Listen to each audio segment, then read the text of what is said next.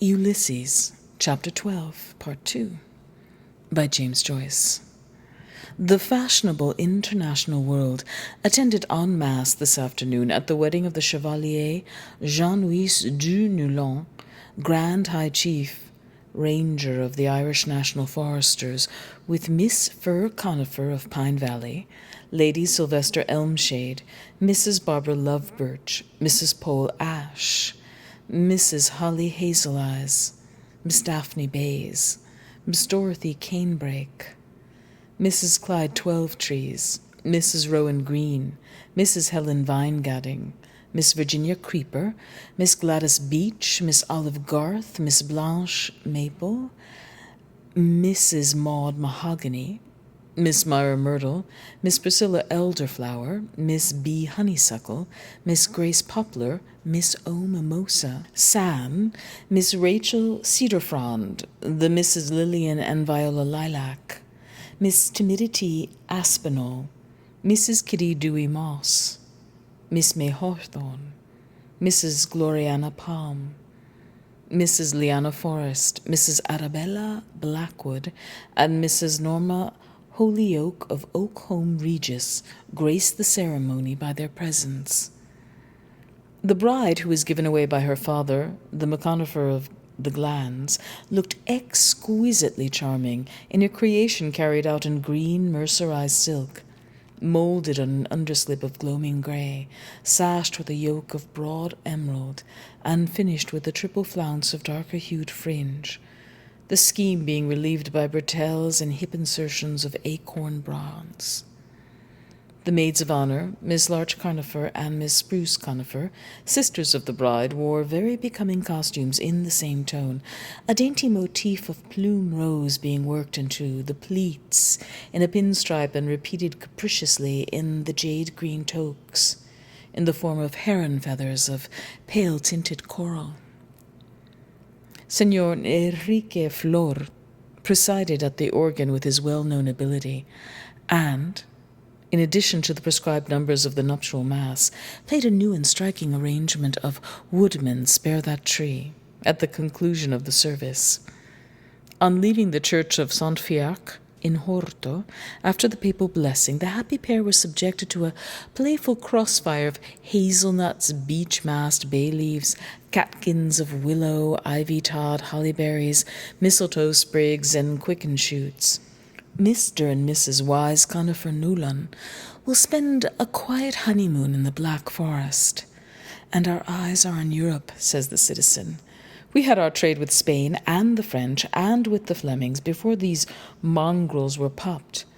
Spanish ale in Galway, the wine bark on the wine-dark waterway. And will again, says Joe. And with the help of the Holy Mother of God, we will again, says the citizen, clapping his thigh. Our harbours that are empty will be full again. Queenstown, Kinsale, Galway, Blacksod Bay, Ventry in the kingdom of Kerry, Killybegs, the third largest harbour in the wide world, with a fleet of masts of the Galway Lynches and the Cavan O'Reillys and the O'Kennedys of Dublin, when the Earl of Desmond could make a treaty with the Emperor Charles V himself. And will again, says he, when the first Irish battleship is seen breasting the waves with our own flag to the fore. None of your Henry Tudor's harps, no, the oldest flag afloat, the flag of the province of Desmond and Thomond, 3 crowns on a blue field, the 3 sons of Milesius. And he took the last swig out of the pint. Moya, all wind and piss, like a tan-yard cat. Cows in Connacht have long horns, as much as his bloody life is worth to go down and address his tall talk to the assembled multitude in Shannongold, where he daren't show his nose with the Molly Maguires looking for him to let daylight through him, for grabbing the holding of an evicted tenant. Hear, hear to that, says John Wise. What will you have? An imperial yeomanry, says Lenehan, to celebrate the occasion. Have one, Terry, says John Wise, and a hands up. Terry, are you asleep? Yes, sir, says Terry. Small whiskey and a bottle of Allsop. Right, sir. hanging over the bloody paper with Alf looking for spicy bits instead of attending to the general public. Picture of a budding match, trying to crack their bloody skulls, one chap going for the other with his head down like a bull at the gate. And another one, black beast burned in Omaha, Georgia. A lot of deadwood dicks in slouch hats, and they firing at a Sambo strung up in a tree with his tongue out, and a bonfire under him. Gob. They ought to drown him in the sea after and electrocute and crucify him to make sure of their job. But what of the fighting navy, says Ned, that keeps our foes at bay? I'll tell you what about it, says the citizen. Hell upon earth it is. Read the revelations that's going on in the papers about flogging on the training ships at Portsmouth. A fellow writes that he calls himself Disgusted One.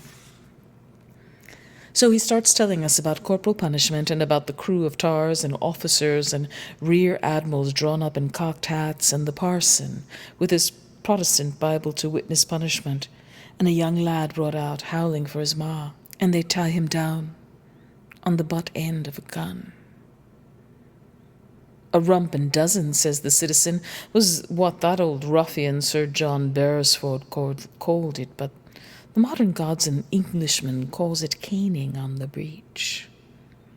And, says John Wise, 'tis a custom more honoured in the breach than in the observance. Then he was telling us the master-at-arms comes along with a long cane, and he draws out and he flogs the bloody backside off the poor lad, till he yells Malia murder. That's your glorious British Navy, says the citizen, that bosses the earth, the fellows that never will be slaves, with the only hereditary chamber on the face of God's earth and their land in the hands of a dozen game hogs and cotton bally barons. That's the great empire they boast about of drudges and whipped serfs, on which the sun never rises, says Joe. And the tragedy of it is, says the citizen, they believe it. The unfortunate yahoos believe it.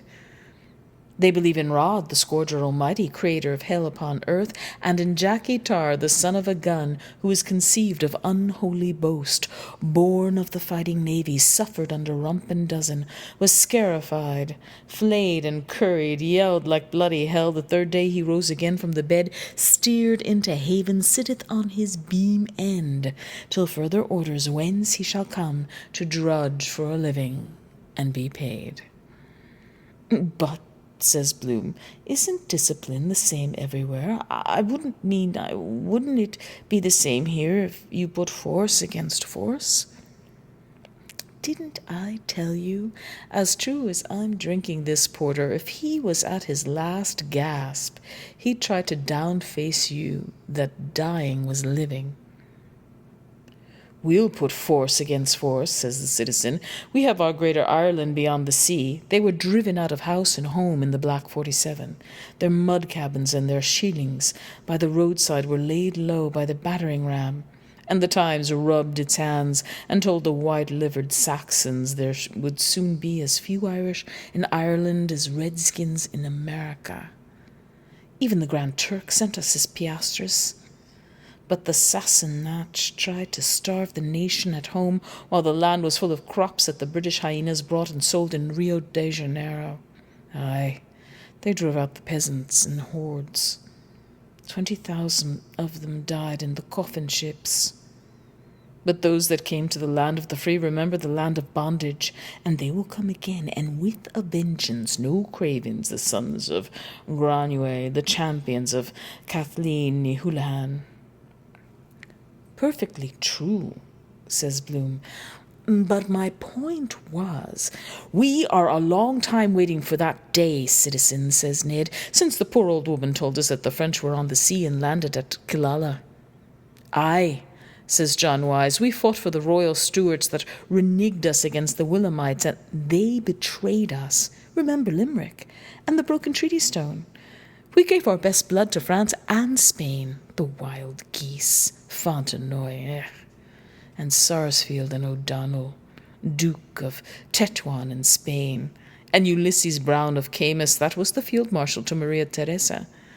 But what did we ever get for it?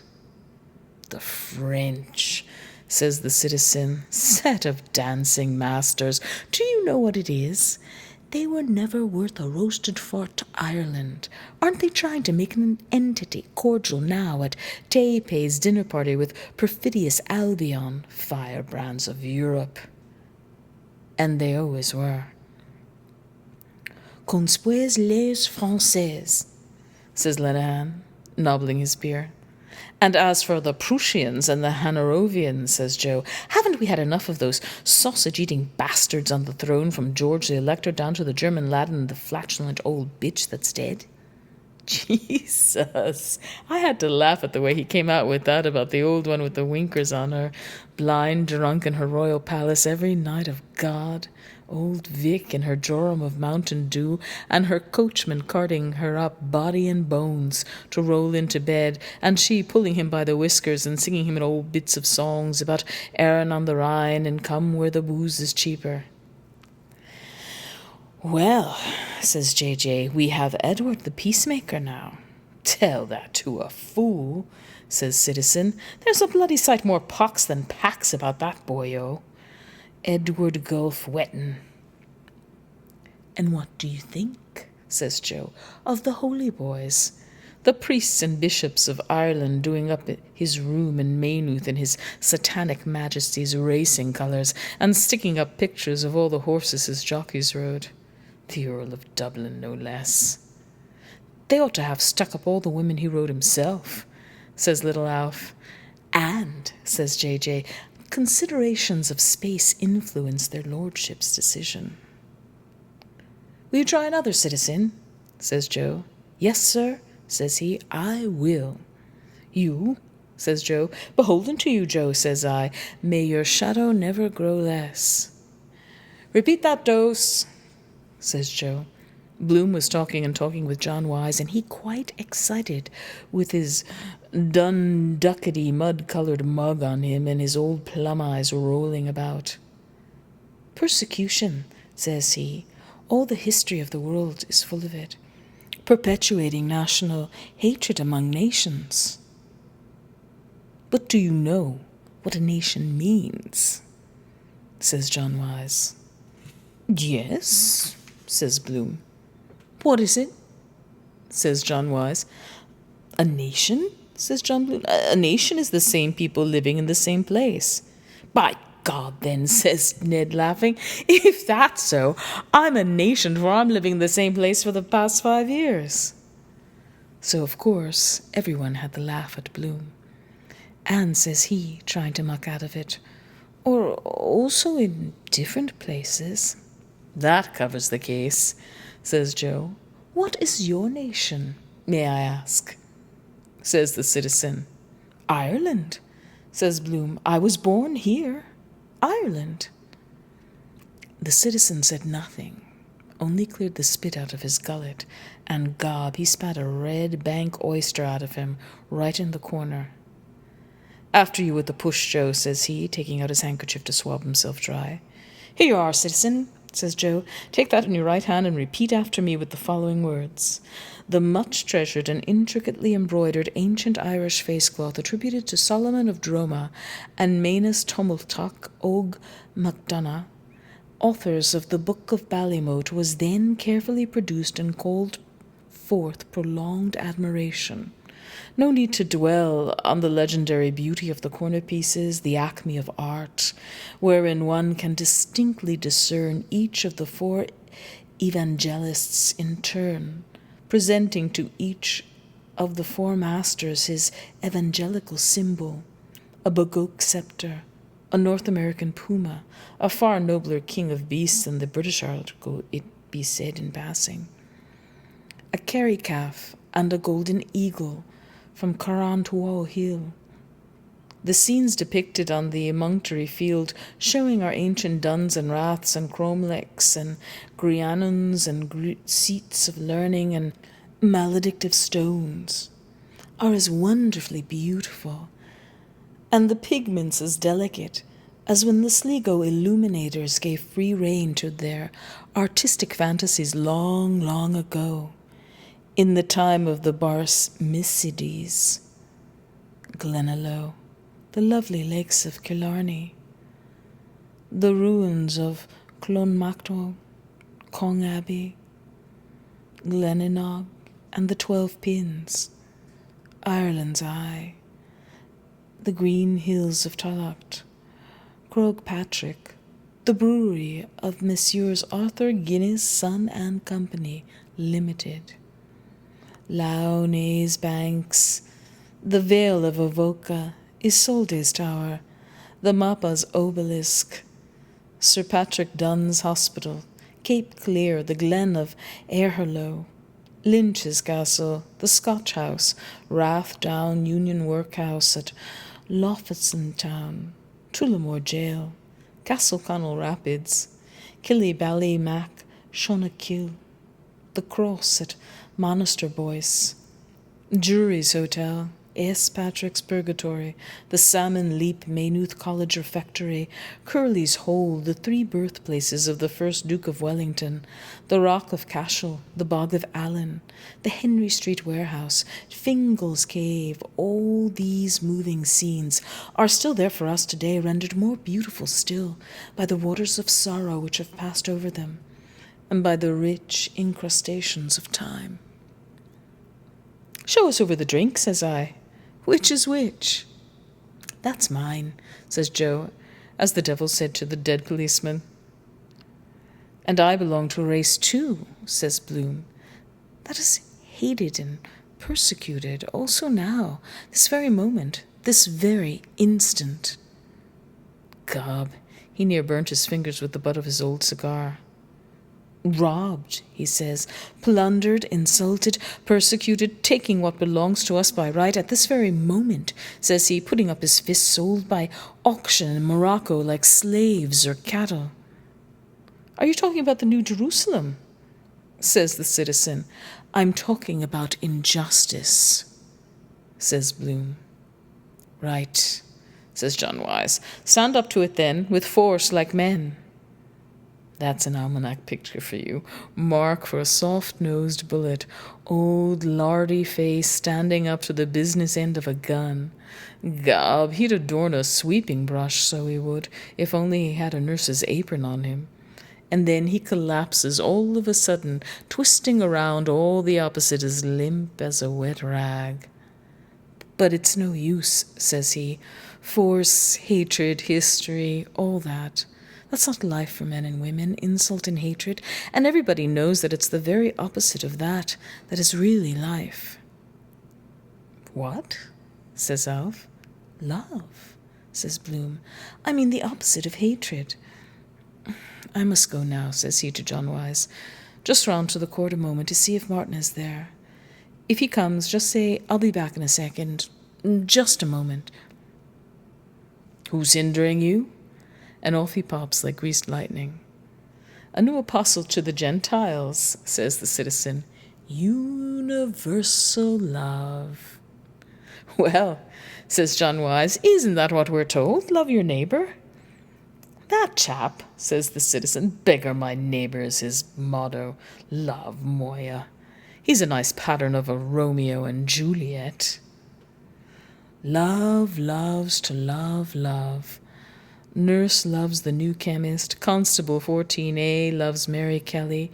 Gertie McDowell loves the boy that has the bicycle. M.B. loves a fair gentleman. Lee Chi Han, lovey up kiss, kissy kiss. Chow poo chow. Jumbo the elephant loves Alice. The elephant. Old Mr. Verstroil with the ear trumpet loves old Mrs. Verstroil with the turned-in eye. The man in the brown mackintosh loves a woman who is dead.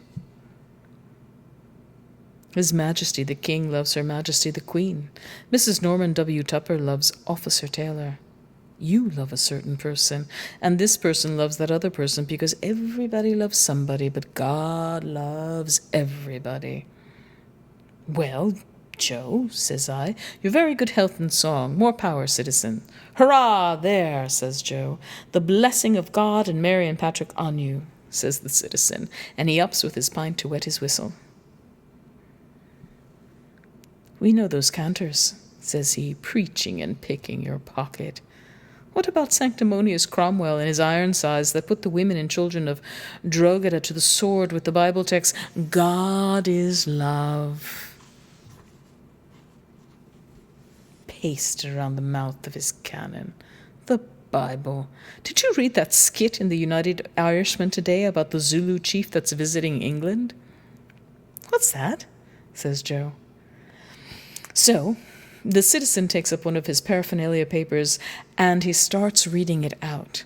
A delegation of the chief cotton magnates of Manchester was presented yesterday to His Majesty the Alakai of Abeokuta by Gold Stick in Waiting, Lord Walkup of Walkup on Eggs, to tender to His Majesty the heartfelt thanks of British traders for the facilities afforded them in his dominions.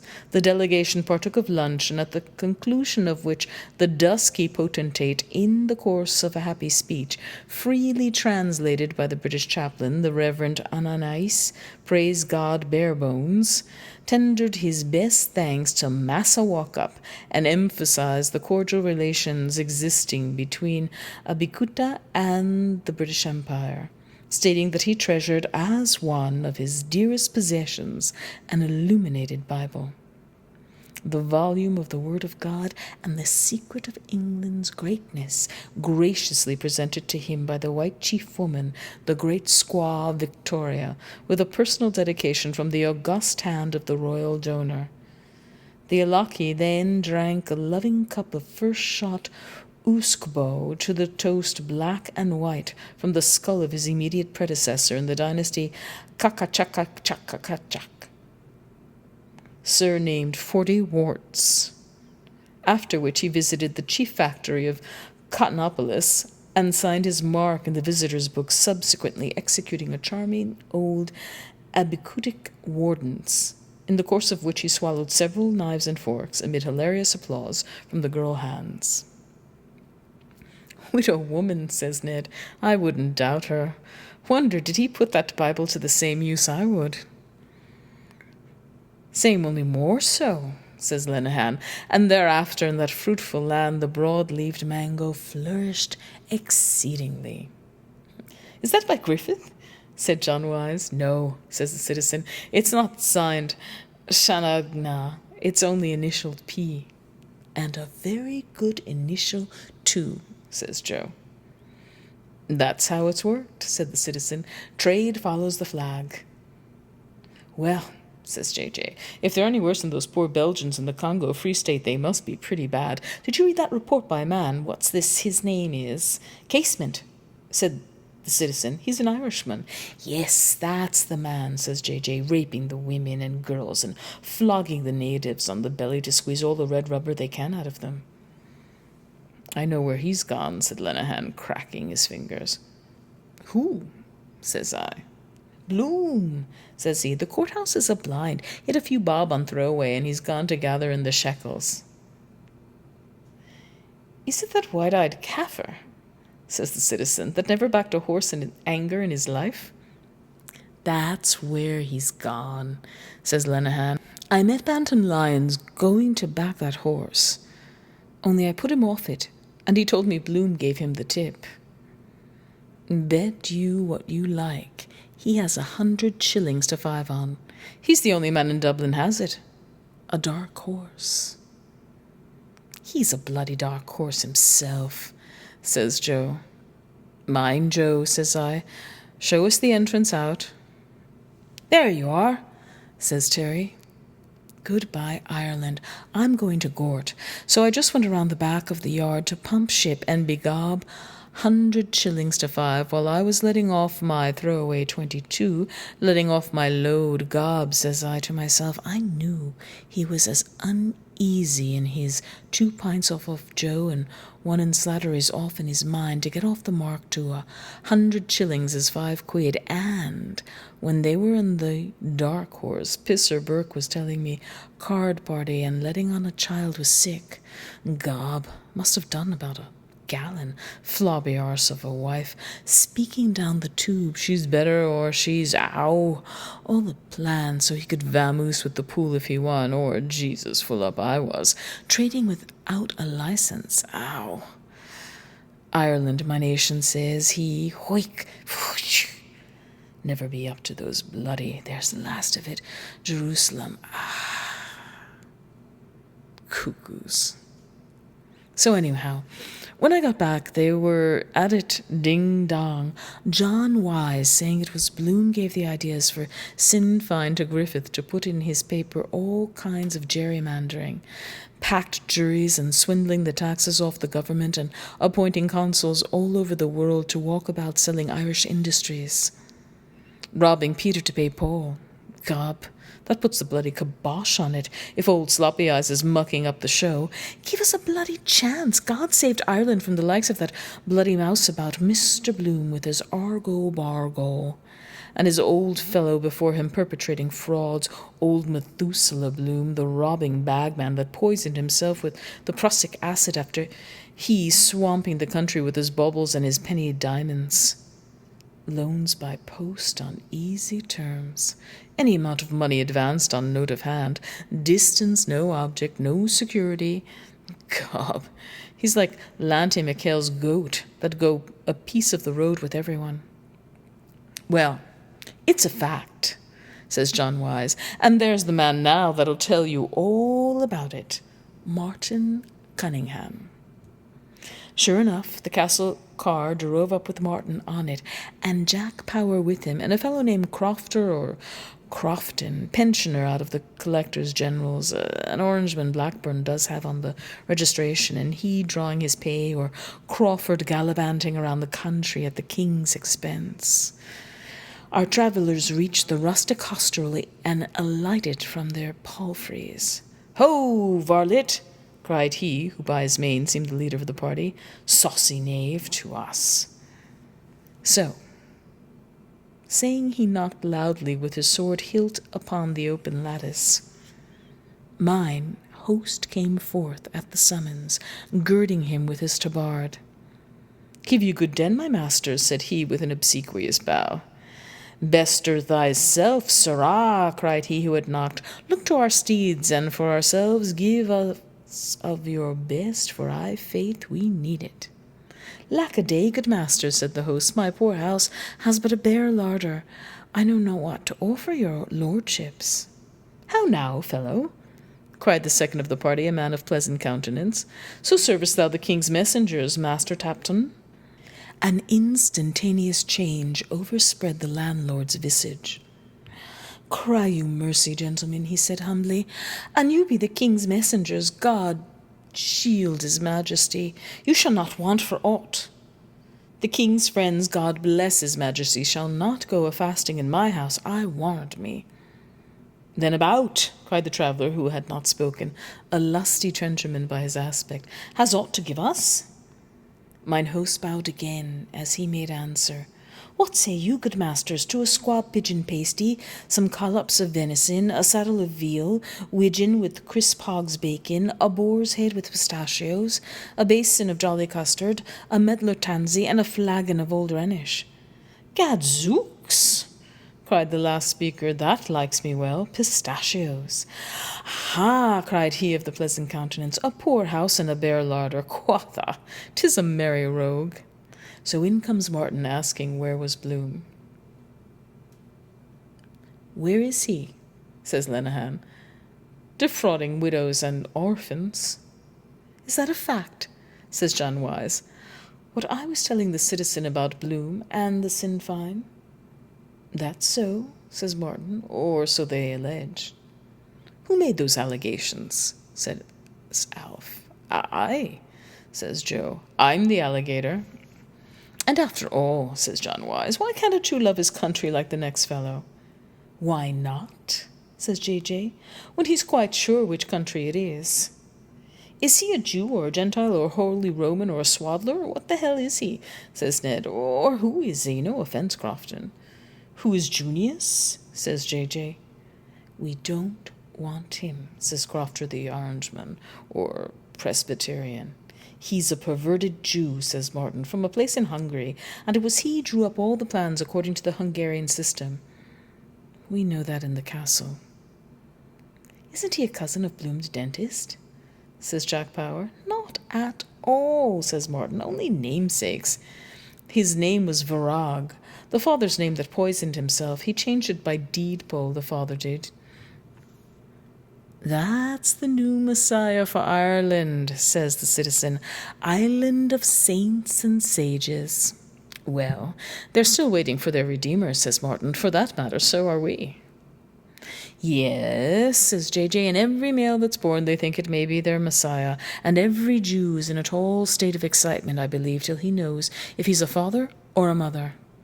Expecting every moment will be his next, says Lenehan. Oh, by God, says Ned. You should have seen Bloom before that son of his that died was born. I met him one day in the South City markets buying a tin of Neve's food 6 weeks before their wife was delivered.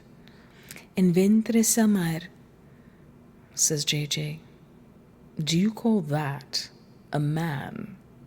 Says the citizen. I wonder, did he ever put it out of sight? Says Joe. Well, there were 2 children born anyhow, says Jack Power. And who does he suspect? Says the citizen. Gob, there's many a true word spoken in jest. One of those mixed middlings he is, lying up in the hotel pisser, was telling me once a month with headache like a totty with her courses. Do you know what I'm telling you? It'd be an act of God to take a hold of a fellow the like of that and throw him in the bloody sea. Justifiable homicide, so it would. Then sloping off with his 5 quid without putting up a pint of stuff like a man. Give us your blessing, not as much as would blind your eye. Charity to the neighbour, says Martin, but where is he? We can't wait. A wolf in sheep's clothing, says the citizen. That's what he is. Virag from Hungary. A housaurus, I call him, cursed by God. Have you time for a brief libation, Martin? Says Ned. Only one, says Martin. We must be quick, JJ and S. Hugh, Jack, Crofton. 3 half-ones, Terry. St. Patrick would want to land again at Ballykinlar and convert us, says the citizen, after allowing things like that to contaminate our shores. Well, says Martin, rapping for his glass, God bless us all here is my prayer. Amen, says the citizen, and I'm sure he will, says Joe. And at the sound of the sacring bell, headed by a crucifer with acolytes, thurifers, boat-bearers, readers, ostiarii, deacons and subdeacons, the blessed company drew nigh of mitred abbots and priors and guardians and monks and friars, the monks of Benedict of Spoleto, Carthusians and Camaldolesi, Cistercians and Olivetans, Oratorians and Vallambrosans, and the friars of Augustine, Brigatines, Premonstratensians, Servi, Trinitarians, and the children of Peter Nolasco, and therewith from Carmel mount the children of Elijah Prophet, led by Albert Bishop and by Teresa of Avila, Caust and other, and friars brown and grey, sons of poor Francis, Capuchins, Cordeliers, Minimes and Observants, and the daughters of Clara, and the sons of Dominic, the friars preachers, and the sons of Vincent, and the monks of St. Wolstan, and Ignatius his children, and the confraternity of the Christian brothers, led by the Reverend Brother Edmund Ignatius Rice. And after came all saints and martyrs, virgins and confessors, Saint Cyr and Saint Isidore Arator, and Saint James the Less, and Saint Phocas of Sinope, and Saint Julian Protomartyr, and Saint John of God, and Saint Farrell, and Saint Lagarde, and Saint Theodotus, and Saint Volmar, and Saint Richard, and Saint Vincent de Paul, and Saint Martin of Todi, and Saint Martin of Tours, and Saint Alfred, and Saint Joseph, and Saint Denis, and Saint Cornelius, and Saint Leopold, and Saint Bernard, and Saint Terence, and Saint Edward, and Saint Owen Calnicolis, and Saint Anonymous, and Saint Eponymus, and Saint Pseudonymous, and Saint Homonymus, and Saint Paronymus, and Saint Synonymous, and Saint Lawrence O'Toole, and Saint James of Dingle, and Compostela, and Saint Columbcille, and Saint Columba, and Saint Celestine, and Saint Fachna, and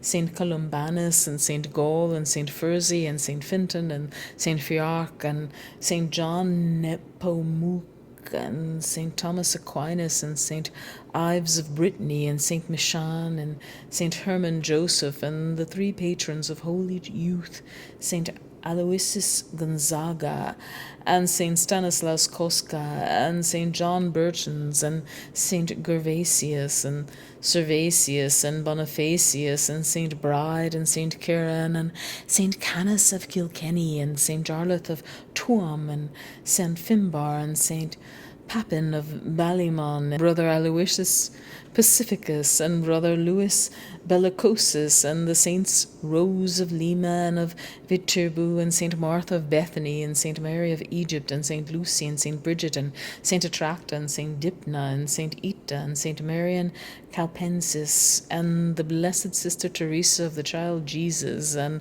Saint Barbara, and Saint Scholastica, and Saint Ursula, with 11,000 virgins, and all came with nimbi and aureoles and gloriae, bearing palms and harps and swords and olive crowns and robes whereon were woven the blessed symbols of their babes, in a bathtub, shells, wallets, shears, keys, dragons, lilies, buckshot, beards, hogs, lamps, bellows, beehives, soup ladles, stars, snakes, anvils, boxes of vaseline, bells, crutches, forceps, stag's horns, watertight boots, hawks, millstones, eyes on a dish, wax candles, aspergills, unicorns, and as they wended their way by Nelson's Pillar, Henry Street, Mary Street, Capel Street, Little Britain Street, chanting the introit of In Epiphania Domini, which beginneth Surge Illuminare, and therefore most sweetly the gradual Omnis, which saith De Saba Venient. They did divers wonders, such as casting out devils, raising the dead to life, multiplying fishes, healing the halt and the blind, discovering various articles which had been mislaid, interpreting and fulfilling the scriptures, blessing and prophesying. And last, beneath a canopy of cloth of gold, came the Reverend Father O'Flynn, attended by Malachi and Patrick.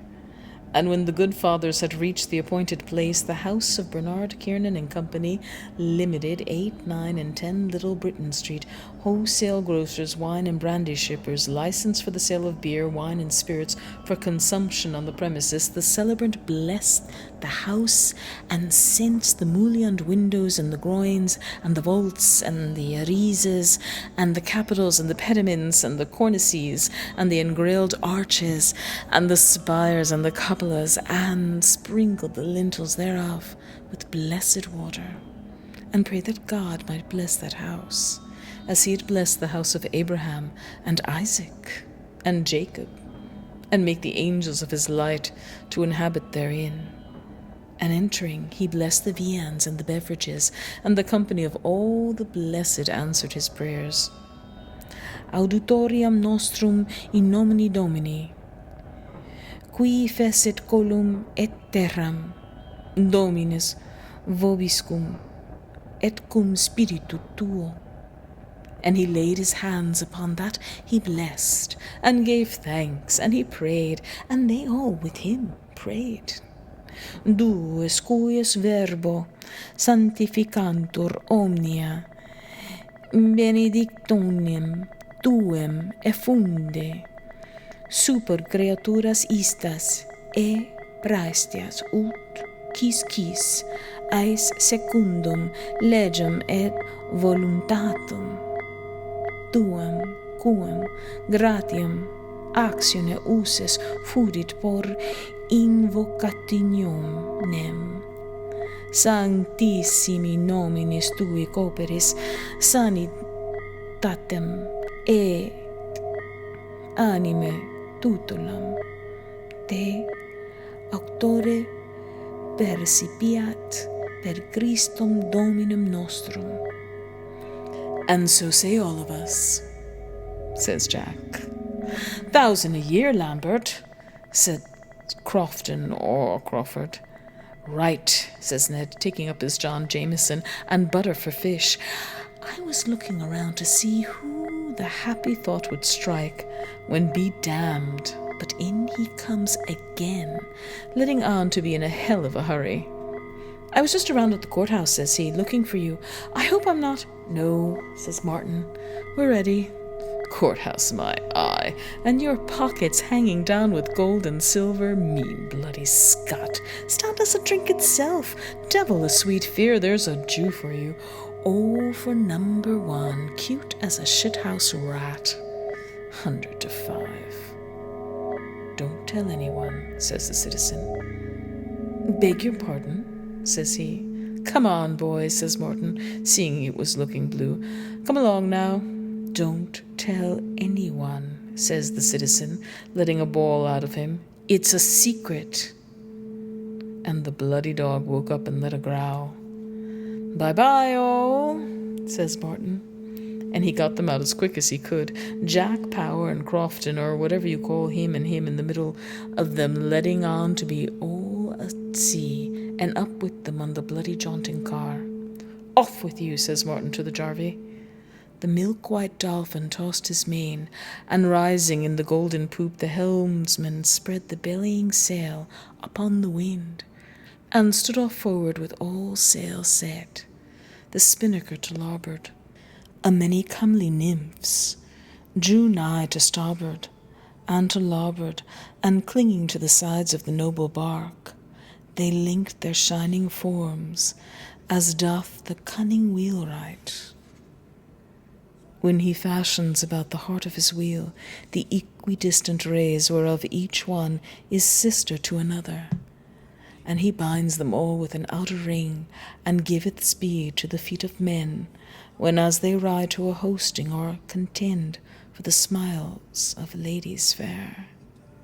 Even so they did come and set them, those willing nymphs, the undying sisters, and they laughed, sporting in a circle of their foam, and the bark clave the waves. But begob, I was just lowering the heel of the pint when I saw the citizen getting up to the waddle to the door, puffing and blowing with the dropsy, and he cursing the curse of Cromwell on him, bell, book, and candle in Irish, spitting and spatting out of him, and Joe and little Alf round him like a leprechaun trying to peacify him. Let me alone, says he, and begob he got as far as the door, and they holding him, and he bawls out of him, 3 cheers for Israel! Arrah! Sit down on the parliamentary side of your arse, for Christ's sake, and don't be making a public exhibition of yourself. Jesus, there's always some bloody clown or other kicking up a bloody murder about bloody nothing, gob. It'd turn the porter sour in your guts, so it would.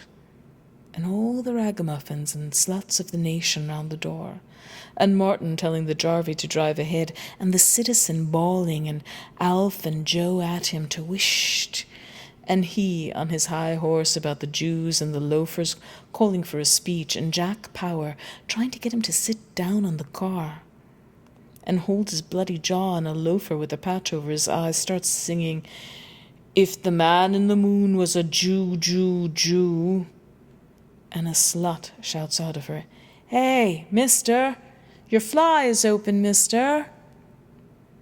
And says he, Mendelssohn was a Jew, and Karl Marx, and Mercandante, and Spinoza, and the Saviour was a Jew, and his father was a Jew, your God. He had no father, says Martin. That'll do now. Drive ahead. Whose God? Says the citizen.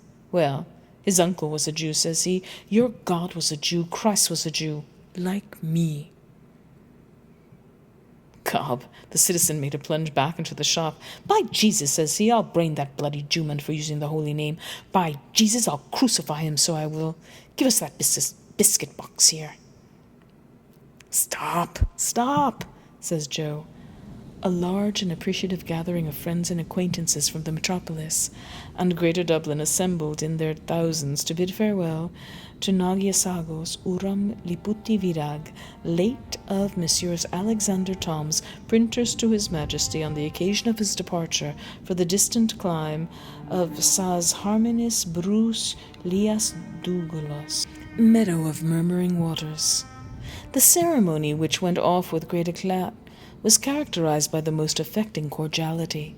An illuminated scroll of ancient Irish vellum, the work of Irish artists, was presented to the distinguished phenomenologist on behalf of a large section of the community, and was accompanied by the gift of a silver casket tastefully executed in the style of ancient Celtic ornament, a work which reflects every credit on the makers, Messrs. Jacob Agu Jacob.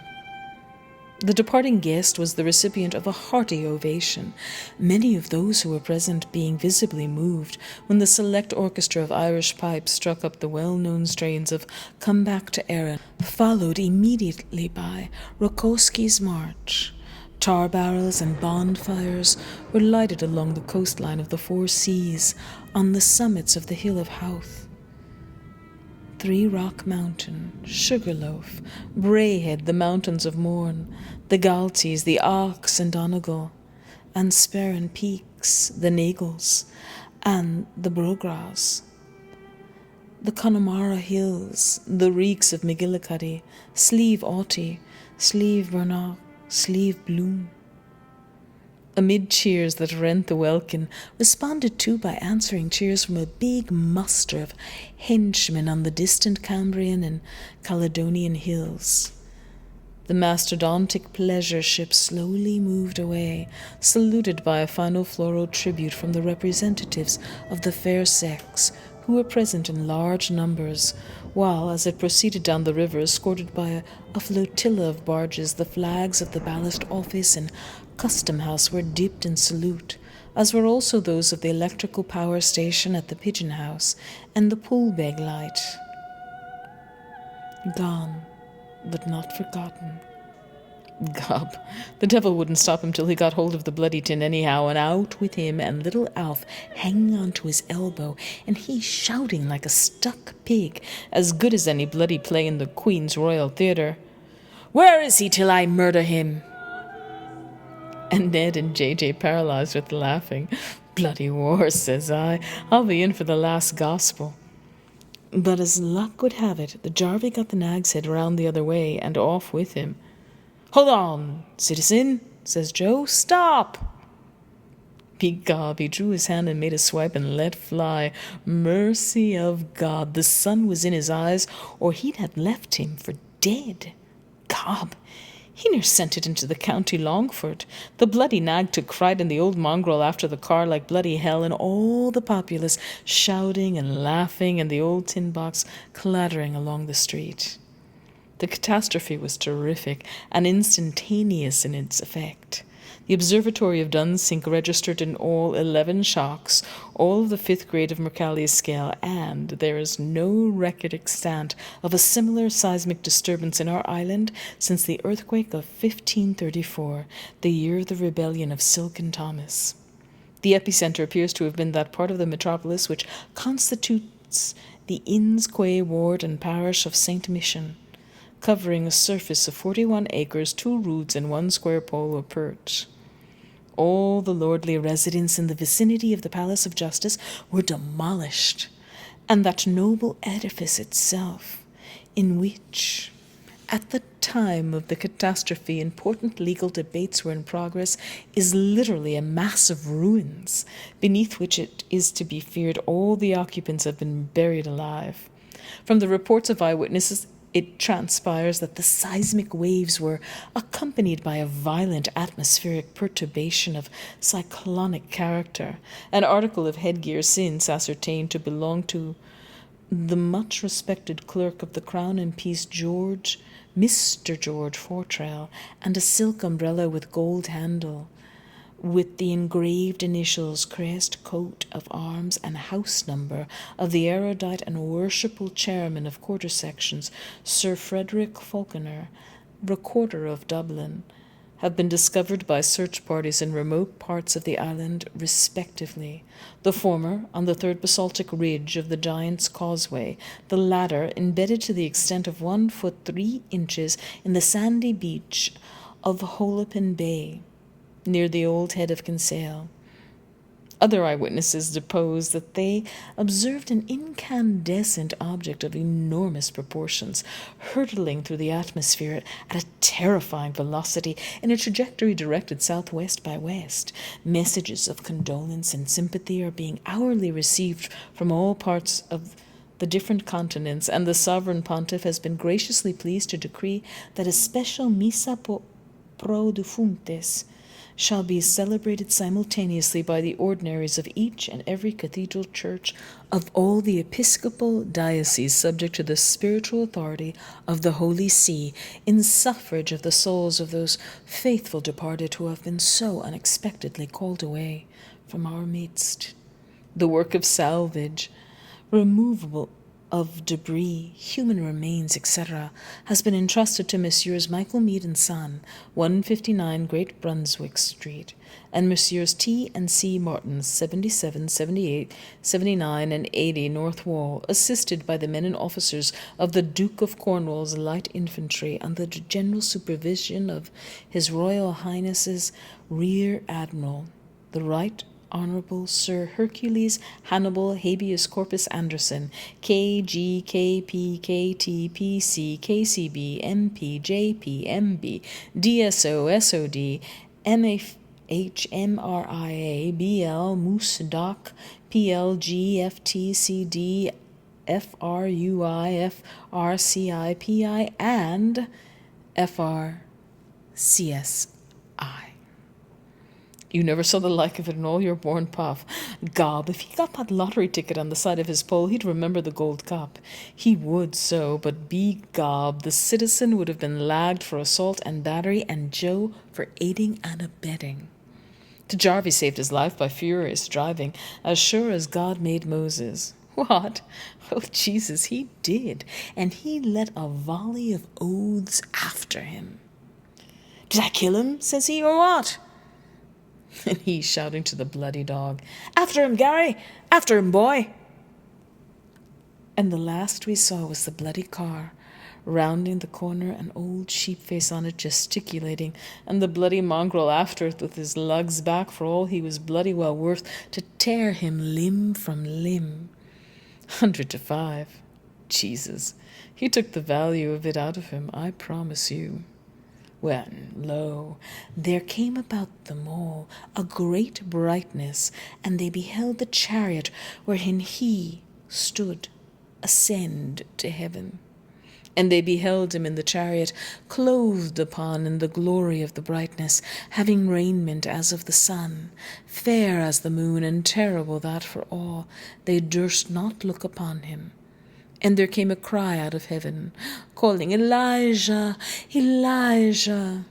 And he answered with a main cry, Abba Adonai. And they beheld him, even him, Ben Bloom Elijah, amid clouds of heaven ascend to the glory of the brightness at an angle of 45 degrees over Donahoe's in Little Green Street, like a shot off a shovel.